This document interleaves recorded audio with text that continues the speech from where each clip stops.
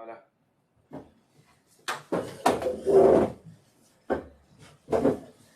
C'est bon, vous m'entendez?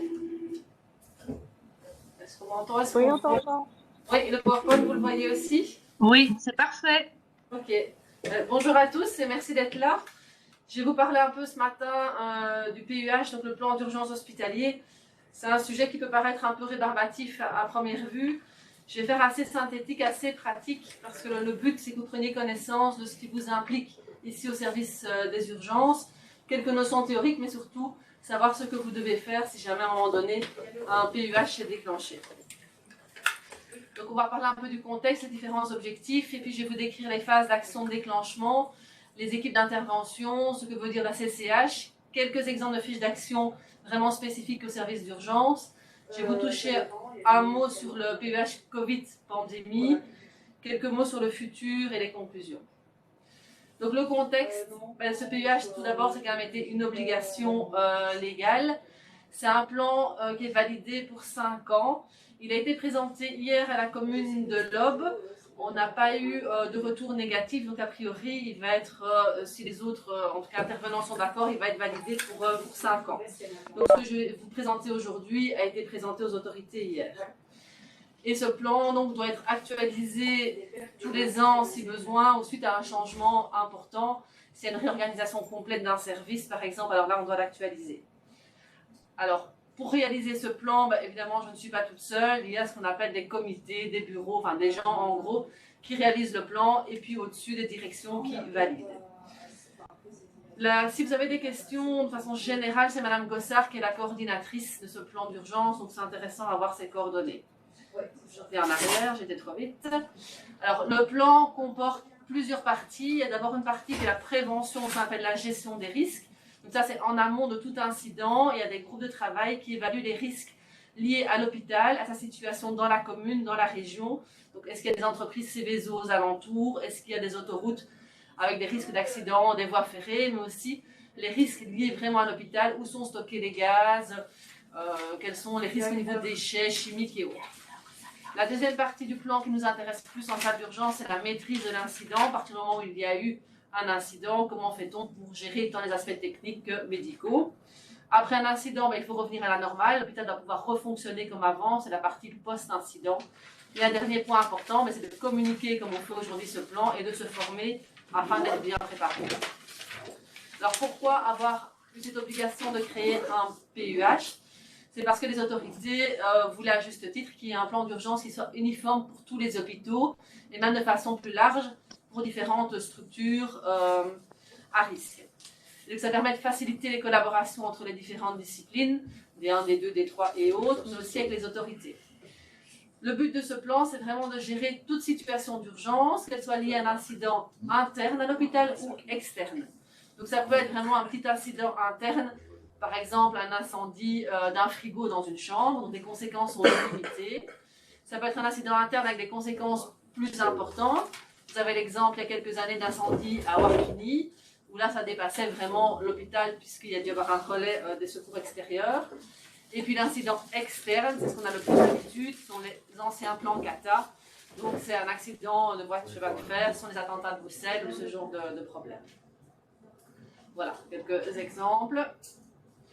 Alors le PUH comprend 2 volets. Il y a une partie médicale, donc c'est vraiment la gestion des blessés, la prise en charge médicale, et le volet technique, parce que si vous avez un incendie, il est évident que les aspects techniques sont tout aussi importants. Alors, le PUH, on peut un petit peu diviser en 2 parties. Le PUH, on va dire classique, c'est celui qui répond à une situation aiguë, à un incident aigu. Il est écrit pour durer 96 heures. Après 96 heures, l'hôpital est censé retrouver un fonctionnement normal. Et un élément important pour nous aux urgences, c'est la notion de capacité réflexe. Donc c'est la capacité d'accueillir des blessés en première vague. Ça correspond à 3% des lits agréés. Et pour l'OB, répartis en U1, U2, U3, ça vous fait 1 U1, 2 U2 et 4 U3. Par la suite, la capacité est adaptée selon l'ampleur de la catastrophe et selon les possibilités des différents hôpitaux. Le deuxième point dont on parlera à la fin, c'est le PUH Covid pandémie. Je le mets en deuxième point parce que là, bien sûr, on n'est plus sur une période de 96 heures comme vous avez vu. C'est plutôt un PUH qui est sur du long terme avec une réorganisation hospitalière qui est complètement différente. Alors, le PUH, une fois qu'on le déclenche, se compose de 3 phases. Il y a d'abord une phase d'information. C'est la prise de connaissance qu'il y aurait un incident, soit parce que le 112 vous appelle en vous disant « Écoutez, il y a eu un accident de train sur telle voie ferrée, il y a potentiellement un nombre important de victimes, préparez-vous. » Soit vous êtes en salle d'urgence, et là vous voyez des victimes qui arrivent. Vous ne savez pas ce qui se passe, mais vous avez des blessés en grand nombre. Et là, c'est une première phase d'information, où on ne sait pas encore trop ce qui se passe, mais où il y a potentiellement un incident de grande ampleur. Ça peut être également une alarme interne incendie qui se déclenche.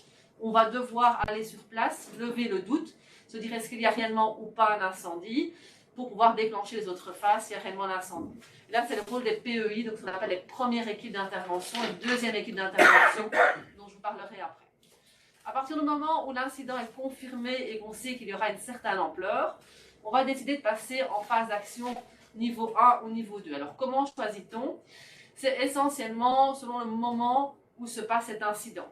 Si vous êtes en jour de semaine, en dehors des vacances scolaires, que votre effectif dans l'hôpital est vraiment complet et que l'incident n'est pas d'une ampleur majeure, vous aurez assez de personnel pour gérer cet incident. Par contre, vous êtes une nuit de Noël en effectif réduit, il y a peu de personnes sur place et en plus, si l'incident est important, votre capacité réflexe est dépassée. Là, vous allez devoir faire un rappel de personnes et donc vous réorganisez complètement et différemment. Donc là, on passera en phase d'action niveau 2. Alors, qui va déclencher ce PUH? C'est la première information importante, ce n'est pas le 112 qui va vous donner l'ordre. Le 112 va vous informer s'il y a un incident externe, mais c'est l'hôpital qui va déclencher. Et le plus souvent, hormis les gros incidents techniques, ce sera le médecin responsable de la salle d'urgence en concertation avec sa direction médicale qui vont décider de déclencher le PUH et décider de dans quelle phase on va rentrer. Maintenant, c'est sûr que si vous avez un lockdown informatique, ce ne sera pas le médecin qui va décider, mais plutôt les parties techniques avec la direction exécutive, technique et autres. Alors, un petit mot sur les équipes d'intervention, la première et la deuxième. C'est vraiment en cas d'incident interne, le plus souvent d'incendie. Il y a d'abord ce qu'on appelle la première équipe d'intervention. C'est la personne qui va découvrir la situation d'urgence. C'est par exemple une alarme qui retentit dans un service, l'alarme automatique, ou ça peut être quelqu'un qui constate un peu de fumée. La première chose que doit faire cette personne qui est un peu monsieur, madame, tout le monde, c'est d'aller voir si réellement il y a un problème. C'est ce qu'on appelle la levée de doute.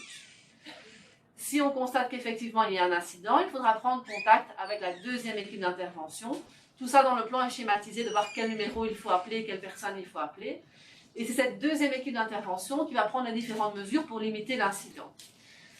Idéalement, tout personnel de l'hôpital doit avoir annuellement une formation de base de lutte contre l'incendie et l'évacuation.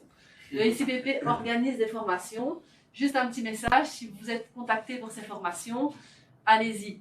Parce que le gros souci actuellement du SIPP, c'est qu'ils organisent des formations, mais il y a moins que 50% des inscrits qui se présentent. Donc, si jamais vous êtes inscrit, participez, c'est vraiment intéressant. C'était une petite parenthèse. La deuxième équipe d'intervention, de qui s'agit-il? C'est en général le gardiennage. Et donc là, ce sont des personnes qui ont une formation quand même supplémentaire. Ils sont censés, en tout cas dans leur équipe, avoir une personne qui est formée de façon plus approfondie à la lutte contre l'incendie. Et donc, c'est eux qui vont vraiment arriver pour combattre le sinistre, pour essayer d'évacuer, de sauver des vies si possible, et qui vont s'occuper d'alerter les services extérieurs de secours, donc les pompiers, et d'organiser l'accueil pompier. Il y a un plan de l'hôpital dans le classeur du PUH qui montre les accès pompiers, l'endroit où il faut les accueillir et par où ils doivent rentrer. Donc ça, le gardiennage a accès à ces informations, vous pouvez toujours aller lire aussi. Là, en gros, c'était écrit en petit, mais c'est le schéma de comment ça se passe s'il y a un incendie. Soit le 11-200 qui est l'alarme, ça peut être un appel interne aussi. Et donc la première chose qu'on voit, c'est d'aller lever le doute, d'aller confirmer ou pas s'il y a un incident. Et s'il y a confirmation, donc par la deuxième équipe d'intervention, il y a une cascade qui va se mettre en place. Si l'incident est confirmé, vous en salle d'urgence, vous allez être prévenu. Parce que s'il y a un incendie dans l'hôpital, il y a une équipe des urgences qui doit aller sur place pour s'occuper des victimes potentielles. Donc vous allez être informé. Je rappelle juste les consignes générales de l'hôpital en cas d'incendie. Je pense que c'est toujours utile à savoir le numéro de téléphone, les boutons. S'il y a un extincteur et que vous avez un minimum de formation pour éteindre le feu, on peut essayer une seule fois, mais surtout après, c'est évacuer les personnes qui sont en danger et fermer les portes.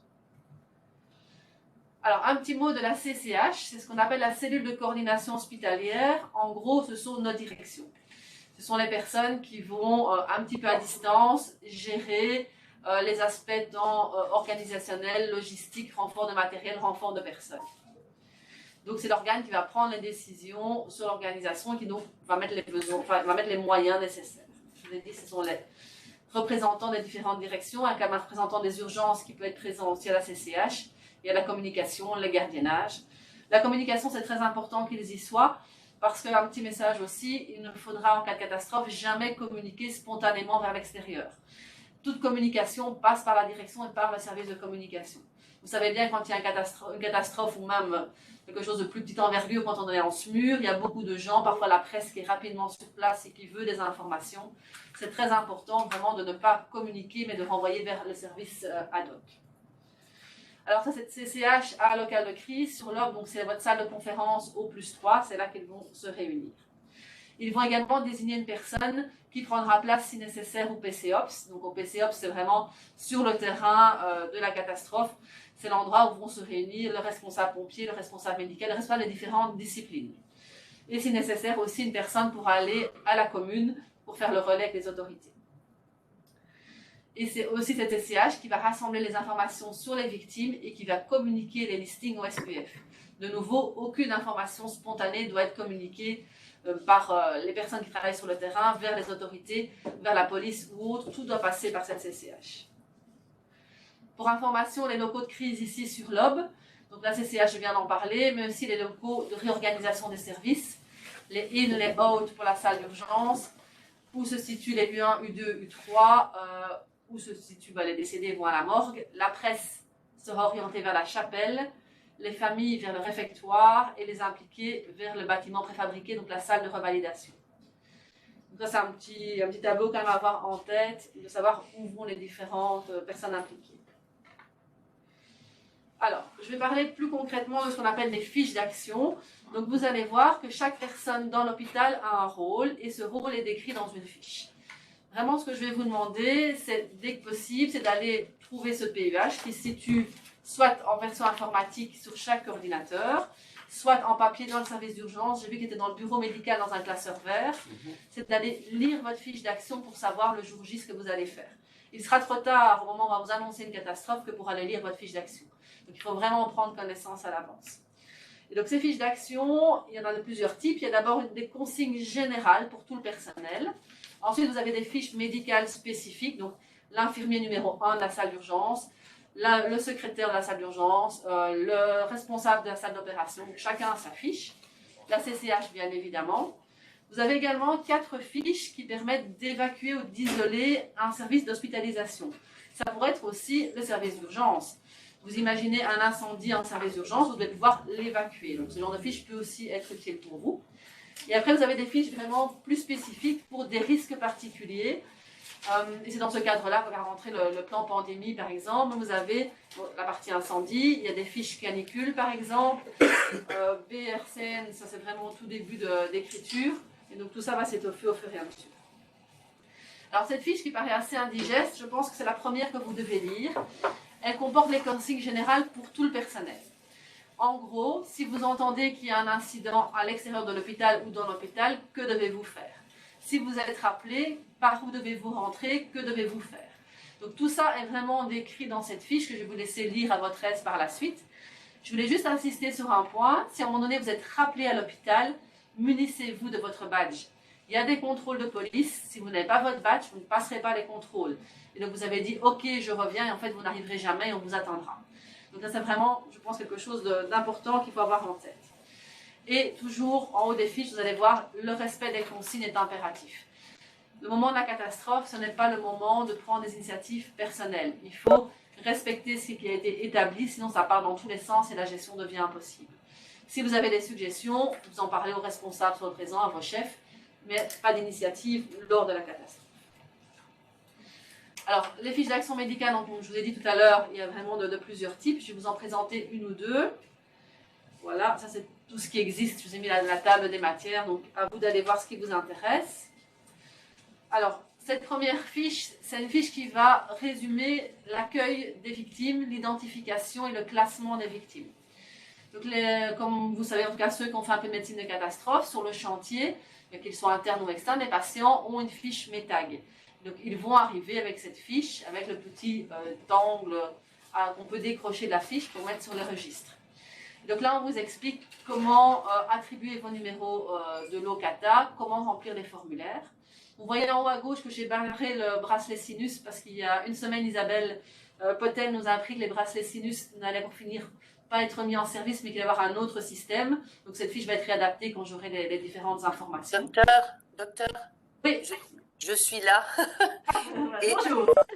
Bonjour, excusez-moi.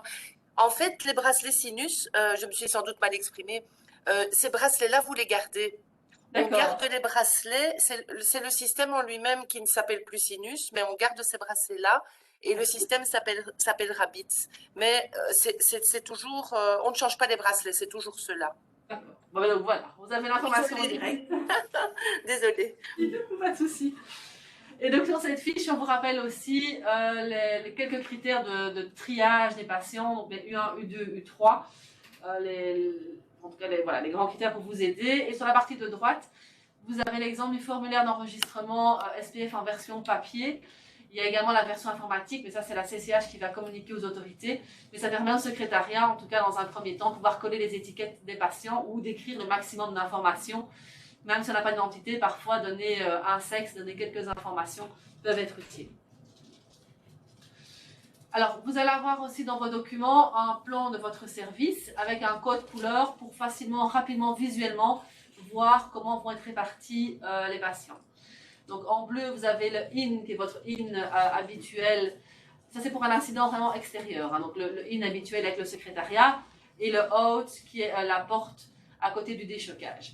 Si maintenant l'incident est interne, le in et le out vont être différents. Mais donc ça, c'est décrit dans le plan. Ici, je vous fais un petit résumé. Et donc, vous voyez, donc les U1 vont aller au déchocage, puisque vous pouvez, par capacité réflexe, en accueillir un, il va au déchocage. Les U2, donc HP1, HP2, chambre 2 et 3. Et les U3, plutôt la partie excentrée, on va dire, chambre 5, 6, HP3, suture et plâtre. C'est la façon dont a été pensée, en tout cas, la réorganisation du service. Et la chambre 4 sert aussi au secrétariat pour le hall, pour pouvoir s'installer et avoir un peu de place. Donc ça vous permet visuellement de rapidement réorganiser vos locaux. Accompagnant ce plan, il y a un document qui précise vraiment comment se réorganise votre service, comment se passe la NORIA, comment se passe le IN, les out et l'organisation complète. Je ne vais pas vous lire en détail les fiches, donc ça je vous invite vraiment à aller vous-même la lire.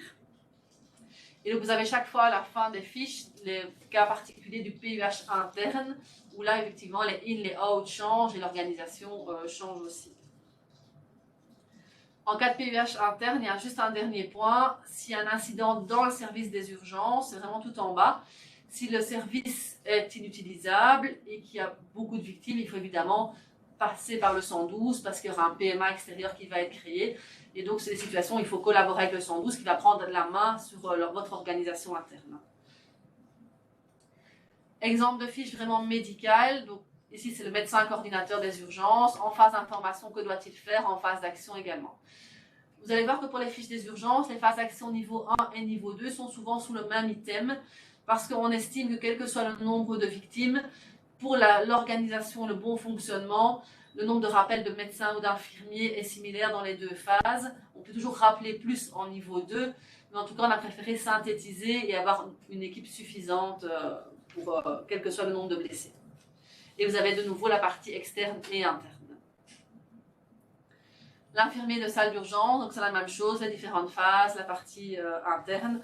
Et donc ça, de nouveau, je vous laisserai lire en détail vos missions. Les soins intensifs, je ne sais pas s'il y avait des personnes des soins intensifs qui sont là aujourd'hui, mais si c'est le cas, vous avez également votre fiche ad hoc. Alors, juste ici un petit mot sur l'isolement d'une unité. Donc ça peut arriver que vous deviez isoler ou évacuer une unité. Et donc là, on vous explique comment faire. Imaginez que vous avez dans le hall de l'hôpital quelqu'un qui est violent, qui est armé, et on vous dit il faut isoler, il faut vous fermer complètement. Alors je sais qu'au niveau des portes, c'est peut-être pas encore efficace, mais on imagine qu'à un moment donné, on pourra avoir des portes qui ferment à clé. comment vous isoler, comment prendre soin de vos patients. Mais il faut des informations pour savoir le nombre de patients que vous avez, le nombre de visiteurs, quels sont vos besoins en médicaments, en nourriture, en eau. Et donc tout ça fait partie des listings des choses à faire. Juste un petit mot sur la fiche d'évacuation. Donc on évacue toujours de façon horizontale. Si jamais vous êtes appelé dans un service d'étage, on ne met pas les gens dans l'ascenseur à descendre un brancard. C'est toujours de façon horizontale. Et un petit point qui peut être intéressant si vous êtes amené à intervenir dans l'étage, c'est qu'on demande qu'à partir du moment où un local a été évacué, qu'on mette un oreiller devant la porte. C'est le symbole que ce local a été vérifié et évacué. C'est un petit signe qui est assez facile. Il y a des oreillers normalement un peu partout dans l'hôpital. Donc je voulais juste vous le signaler si jamais un jour ça devait arriver. Voilà pour la partie vraiment plan catastrophe très aigu. Ici en quelques dias, je vais vous parler de la partie plus pandémie, qui en fait, si vous avez accès donc, à ce document, vous allez voir que c'est surtout un PUH Covid à l'heure actuelle. Les hygiénistes sont en train de travailler pour l'élargir au niveau pandémie, donc à tous les germes possibles et imaginables.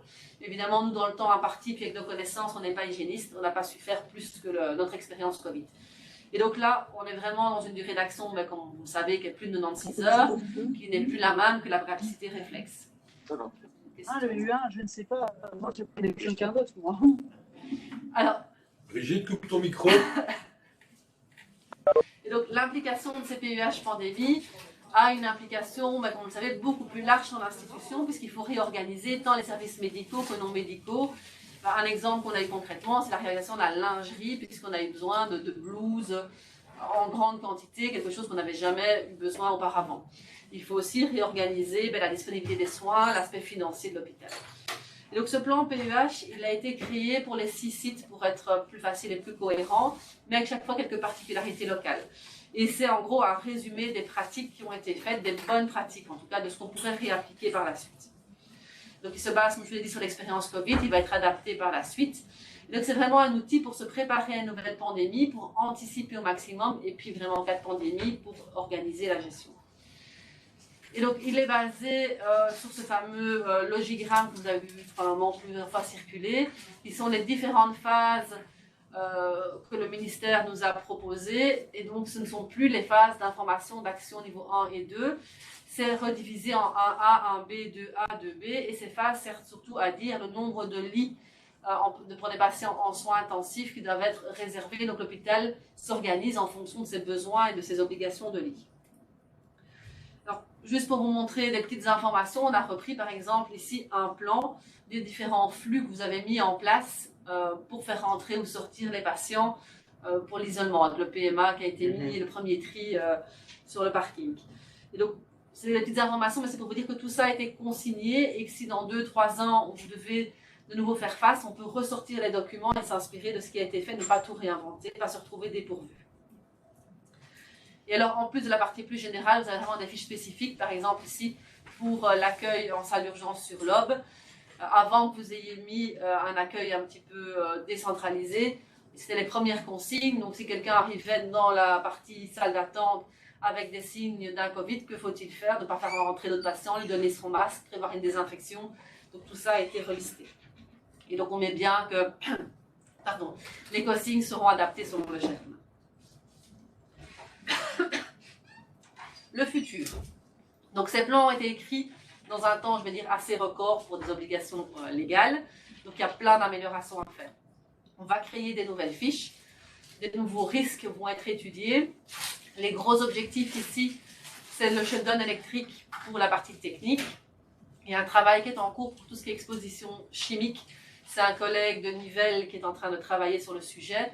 Il y a également une exposition radiologique interne, c'est également en cours. Et là, suite aux différentes discussions avec les cellules communales, on a pris des contacts avec les services de police pour essayer d'avoir un premier plan pour tout ce qui est violence, AMOC. C'est quand même un sujet d'actualité et quand même un risque bien présent. Qu'est-ce que tu appelles AMOC? AMOC, genre attentat, fusillade. Oui, c'est ça, un tireur qui arriverait dans un service, vraiment violence avec armes, prise d'otage, c'est une façon. Un Konings, comme on va bientôt l'appeler. Voilà. Ça va. C'est ça. Mais donc, c'est un des plans les plus compliqués à écrire parce qu'évidemment, notre architecture n'est pas adaptée, on n'a pas une pièce sécurisée, la plupart de nos locaux ne ferment pas à clé de façon adéquate, mais on va essayer d'avancer quand même sur le sujet avec les différentes autorités policières. Le point suivant, donc, comme je vous l'ai dit, c'est la généralisation du PUH pandémie, donc d'aller au-delà du Covid. Un autre point, c'est tout ce qui est formation et exercice. Je vous invite, pour ceux qui sont intéressés, d'aller voir l'e-learning du SPF. Maintenant, il prend 2 heures, mais pour les médecins, il y a des points inamis, donc ça peut toujours être intéressant. Par contre, on est en train de mettre en place, je pense que d'ici 1 mois ou 2, vous l'aurez, un e-learning interne. Vous aurez sur votre intranet, où là, il y aura vraiment les concepts de base qui seront précisés. Et je mets juste un petit mot tout en bas, je l'ai mis en dernier pour Alarme Tilt, vous avez déjà entendu parler longuement. On avance, on recule, on avance, on recule. En résumé, il est fonctionnel pour appeler la CCH et les chefs des principaux services, donc chefs d'urgence, chefs des soins intensifs de salle d'opération. Il n'ira pas plus loin avant 2022 parce que le programme Alarme Tilt ne sera plus développé par la firme. C'est un nouveau programme et donc on va devoir recommencer le travail. Donc, il y aura à un moment donné quelque chose, mais tout ça prend du temps. Donc ça, c'est un petit peu les futurs. Pour info, Alarm Tilt, c'est le programme qui permet un rappel de groupes bien précis. Et donc, c'est ce truc quand vous recevez les exercices, un SMS ou un coup de téléphone, appuyez 1 si vous êtes disponible, appuyez 2 si vous n'êtes pas disponible. Avec un numéro luxembourgeois, là. Avec un numéro, on est sûr qu'on va nous vendre des tapis. Et donc, la moitié de l'hôpital ne décroche pas, mais ils reçoivent aussi un SMS. Voilà. En conclusion, je pense que le premier message, c'est vous préparer. Donc, j'insiste vraiment d'aller lire les fiches d'action qui correspondent à vos fonctions. N'allez pas lire tout le PUH, c'est une grosse brique, je pense que c'est pas possible, mais lisez vos fiches d'action. Il est disponible, comme je l'ai dit, sur tous les ordinateurs. Il y a aussi des versions papier. Donc, informez-vous. Je vais d'ici aussi 1 mois ou 2 vous faire une version très résumée pour le service. Et cette version va entre autres être distribuée à tout nouvel arrivant dans le service, que ce soit médecin, infirmier, stagiaire. C'est une dizaine de pages avec vraiment les fiches d'action du service des urgences. Et ce sera beaucoup plus facile pour vous de vous informer. Vous n'aurez pas à les voir dans la table des matières de la grosse. Et est-ce qu'on ne pourrait pas les rajouter dans les fiches d'identité, dans les cartes d'identité du service? Oui, ça pourrait aussi, tout à fait. Comment on peut mettre ça en place? Je peux proposer à des équipes. Le deuxième message super important, comme je vous l'ai déjà dit, c'est respecter les consignes et donc pas d'improvisation. Et donc la petite phrase que tout le monde connaît, plus l'incident précédent est loin, plus le suivant se rapproche. Donc il faut nous préparer. Voilà, je ne sais pas s'il y a des questions. Devant, derrière. Merci beaucoup pour cette présentation. Des questions, ça fait... Je crois qu'il faut vraiment se rendre compte qu'en cas de gros problème, tout l'hôpital va regarder vers nous. Donc on doit vraiment être prêts. Si nous, on l'est pas, on ne peut pas attendre des autres qu'ils soient prêts aussi. On a heureusement pas eu de gros trucs, mais enfin, par exemple, on a eu tout récemment le monsieur armé à la porte en pleine nuit. Peut-être que si les fiches d'action avaient été claires dans nos têtes, nos réactions auraient été un petit peu différentes, même si ça a été correctement géré dans la spontanéité. Et voilà, un jour ou l'autre, il va se passer quelque chose. Donc, essayons d'être prêts. Le chef de service des urgences n'habite pas loin de l'hôpital, mais c'est pas lui qui doit tout connaître et tout coordonner, parce que ça va peut-être se passer au moment où je prends des vacances. Le chef infirmier habite plus loin. Le chef infirmier est beaucoup plus loin, et puis les numéros luxembourgeois, il n'aime pas, donc il va sûrement pas décrocher. Il n'achète jamais de tapis, donc il ne va pas décrocher.